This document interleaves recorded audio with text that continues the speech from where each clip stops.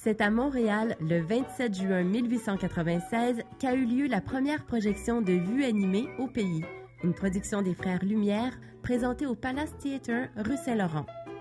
Puis, en janvier 1906, Léo Ernest Ouimet ouvre le premier cinéma permanent de Montréal, le Ouimetoscope. En 1915, il y a déjà plus de 50 salles de cinéma à Montréal.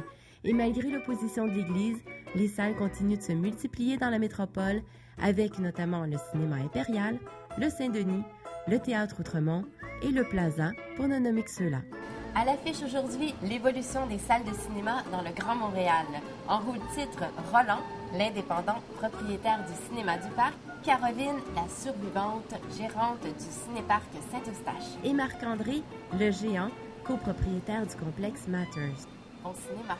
Quand j'étais plus jeune, vous savez, on ne pouvait pas aller voir des films en bas de l'âge de 16 ans. Suite à un feu qu'il y a eu au Théâtre Laurier dans les années 30 ou 40, là, un cinéma qui a pris feu, puis des jeunes sont restés coincés dans la salle.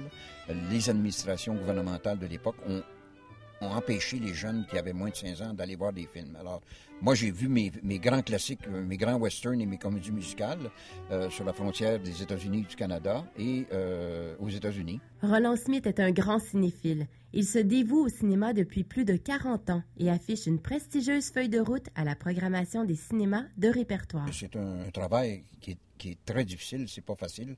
C'est parce que j'ai de l'expérience, effectivement, de programmer des films dans une salle de cinéma. Parce que quelqu'un qui commencerait, qui n'aurait pas du tout les outils moraux ou les outils physiques pour accomplir son travail, n'arriverait pas avec tous les compromis qu'il faut faire pour arriver à faire une programmation qui se tient. Témoin privilégié d'un changement d'époque, Roland Smith a vu la clientèle des cinémas vieillir, le coût des billets augmenter. Je faisais ça d'ailleurs au cinéma Outremont dans un autre âge.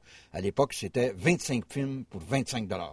Et la diffusion du cinéma se transformer. Écoutez, le grand changement, puis on ne pourra pas faire autrement que dire ça, c'est qu'autrefois, chaque salle avait un film à l'affiche. Et chacune des salles de banlieue avait le programme double ou un programme triple. Il reprenait 2-3 films du centre-ville. Aujourd'hui, vous avez 15 films nouveaux par semaine qui sortent et ils sont partout, les 15 films. Nous, on est ouvert à toutes les cinématographies, mais pour les versions originales. C'est notre point de vue et je pense que les clients qui viennent ici sont contents de cette situation. Les cinéparcs ont eu la vie dure ces dernières années.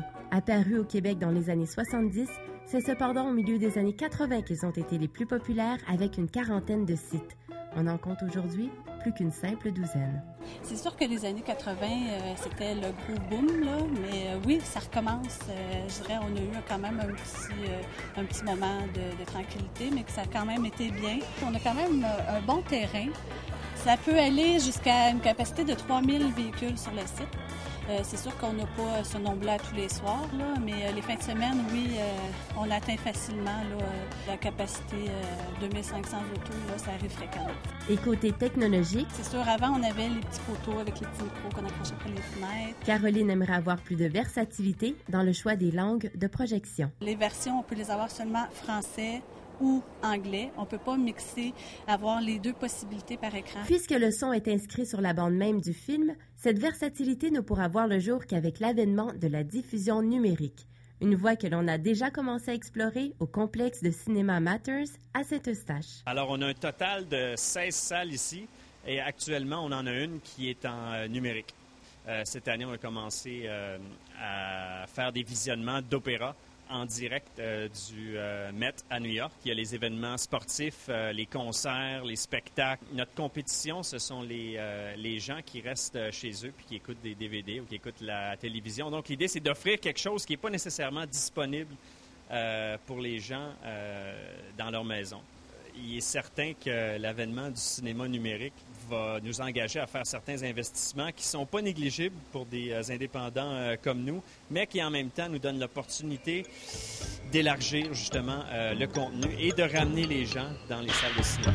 Avec ces avancées technologiques, l'indépendant, la survivante et le géant auraient-ils, malgré eux, signé la mort du projectionniste?